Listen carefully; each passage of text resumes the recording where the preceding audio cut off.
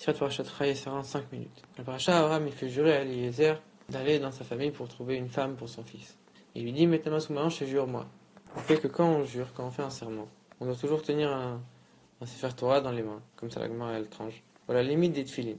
Abraham Avinu, lui, il a choisi une autre mitzvah, il a choisi la mitzvah de la Brit Mila, c'est pour ça qu'il a dit, mets ta main sous ma hanche. Alors comment ça se fait que de là on apprend que nous on doit prendre un Sefer Torah, alors qu'Abraham Avinu il a pris une mitzvah qui n'a aucun rapport qu'à la Brit Mila? En réalité, c'est quoi un serment? Un serment, en hébreu, on dit shvoa, c'est la même racine que rassasier. Le serment, il nous rassasie de force, il nous donne les forces nécessaires pour accomplir ce qu'on a dit. C'est pour ça qu'on fait jurer à l'âme avant qu'elle descende, soit en tzaddik, soit en plein arracha, pour qu'elle ait les forces nécessaires pour devenir un tzaddik. Et cette force-là, on la reçoit à travers la mitzvah quand on s'attache à un objet de mitzvah, c'est-à-dire un objet qui a un lien avec le monde. Mais la mitzvah, c'est comme une partie de Dieu, donc c'est le lien. Nous, on fait partie du monde, la mitzvah, c'est une partie de Dieu, donc on se lie à Dieu complètement. Voilà pourquoi on prend un objet de mitzvah pour faire un serment. Maintenant, pourquoi un Sefer Torah? Quand on veut élever la matière, la meilleure chose, c'est le Sefer Torah, puisque la Torah, ça a été le plan dans lequel Dieu l'a regardé pour créer le monde. Donc chaque chose du monde, elle est liée à la Torah. Et si elle n'a pas, alors pourquoi les tefilines? C'est quoi le rapport? Parce qu'on sait que les Vénézuéliens, ils ont dit à Dieu, oh, regarde, on n'a pas le temps d'étudier, qu'est-ce qu'on veut faire? Dieu, il leur a répondu, mets les tefilines et je compterai comme si tu avais étudié la Torah. Donc on voit qu'il y a un lien entre la Torah et les tefilines. C'est quoi le lien? C'est que par la Torah elle est là pour que, avec notre intellect, on encadre nos sentiments, pour qu'ils s'expriment de la meilleure façon qu'ils soient, comme la Torah elle veut. Et ça, c'est les tefilines, c'est exactement la mise des tefilines. C'est pour ça qu'on met sur la tête et sur le bras, pour que la tête, elle encadre le bras, elle encadre le cœur, elle encadre les sentiments. Donc pourquoi Abraham Avinu il a utilisé la Brit Mila, et ni la Torah, ni la Sefer Torah, ni les tefilines? D'abord, on va comprendre avec une autre question. Pourquoi Abraham Avinu il a attendu avant de faire la mise à la Brit Mila? On sait que les patriarches Abraham, Yitzhak et Yaakov, ils ont fait toute la Torah avant qu'elle soit donnée. Pourquoi une mitzvah il avait fait? Il faisait toute la Torah déjà. Pour répondre à cette question, on va d'abord expliquer c'est quoi la différence entre avant le don de la Torah et après le don de la Torah, comme on a déjà expliqué souvent. Avant le don de la Torah, la spiritualité ne pouvait pas résider dans les choses matérielles. On faisait une mitzvah avec un objet, après l'objet on pouvait le jeter à la poubelle. Aujourd'hui, maintenant, après Matan Torah, c'est pas la même chose.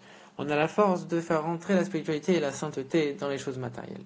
Et une des raisons à ça, c'est que comme les avot, les patriarches faisaient les mitzvot avec leur force à eux, donc du coup, ça ne pouvait pas rentrer jusqu'à dans les choses matérielles. Alors que comme maintenant, nous, on est après Matan Torah, après le don de la Torah, on fait les forces on fait les mitzvot avec la force de Dieu. Donc là, on peut faire résider la spiritualité et la sainteté dans les choses même matérielles. Donc avant le don de la Torah, il n'y avait rien qui pouvait garder sa sainteté. La Torah n'était pas sainte, n'était pas sainte, ça n'existait pas.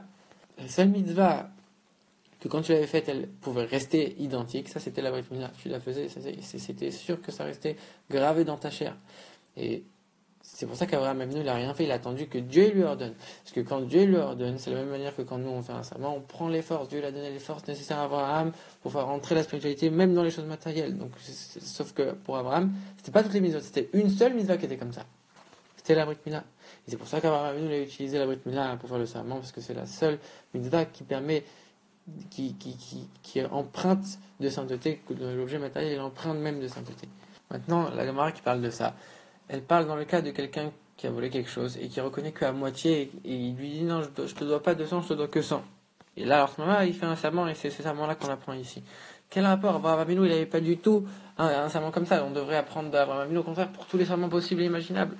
En vérité, cette force-là de raffiner le matériel, c'est une force qui nous a été donnée par Dieu, mais Dieu il attend qu'on lui rende, entre guillemets. Ça veut dire quoi qu'on lui rende? Ça veut dire qu'on reconnaisse que tout vient de lui. Ok, c'est-à-dire que même dans la race, ça n'existe pas quelqu'un qui nie complètement. T'es devant Dieu, c'est-à-dire que t'es devant celui qui te demande de l'argent. Tu vas pas dire non, je te dois rien. Ça n'existe pas un cas comme ça. Tu peux pas dire non, c'est rien qui est grâce à Dieu, c'est tout grâce à moi. Non, il n'y a personne qui fait ça en vérité.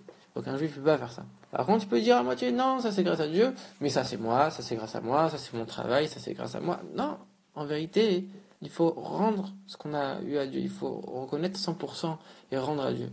Et ça, c'est en reconnaissant que tout vient de Dieu, que toute notre naissance, toute notre essence, notre existence, elle provient uniquement et seulement d'Akadosh Baruch Hu. C'est pour ça qu'on enseigne sur ce serment-là et pas tous les serments.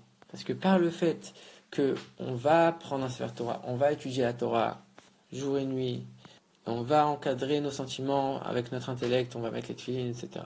Alors là, on va arriver à comprendre que tout vient uniquement de Dieu et qu'on ne pourra pas dire non, ça c'est grâce à moi et c'est pas grâce à Dieu.